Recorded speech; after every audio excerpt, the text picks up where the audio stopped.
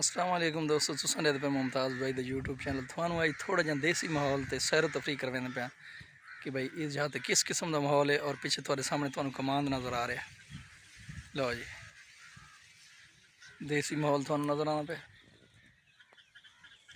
ये जरा सामने थानू कमांद और गहरे छाए हुए बादल नज़र आ रहे हैं।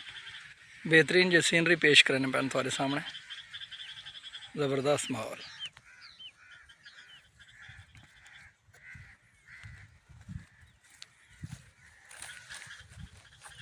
लो काले काले गाद बादल घिरे हुए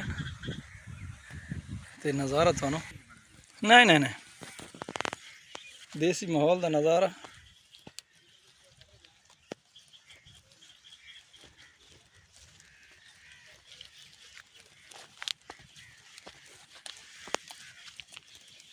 ये देखो हूँ तुसा गल कर भाई, क्या हाल है? ठीक ठाक हो? खैर खरीद कि'यां कोई मज़ा आना पे? चलो ठीक है। ये बकरियां चरे कि कोई और काम ही करें? ठीक है, ज़बरदस्त है, अच्छी गल। और कोई दुआ सलाम करे सो यूट्यूब वाले नाल? अच्छा ठीक हो गया, बहुत मेहरबानी।